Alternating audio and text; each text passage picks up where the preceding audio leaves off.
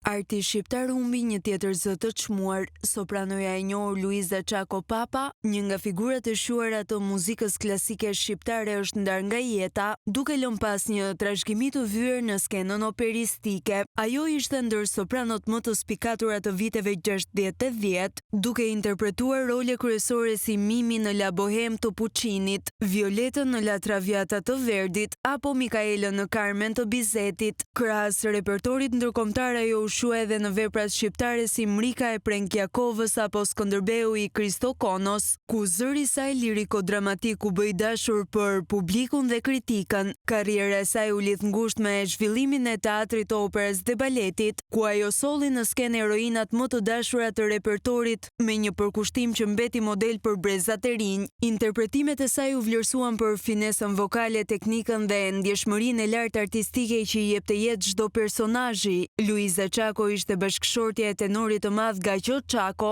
ikone e operës shqiptare dhe nëna e kantautorit Piro Çako, duke mishëruar një traditë artistike të rrallë që u trashëgua në breza. Përveç muzikës, ajo do të kujtohet si një simbol i elegancës dhe finesës femërore të viteve 60, duke u bërë ikon stili dhe bukurie për kohën. Me ndarjen nga jeta të Luizës, muzika shqiptare humbi një artiste të rrallë që lidhi vokalin me shpirtin e skenës dhe la gjurmë të pashlyeshme në kulturën tonë.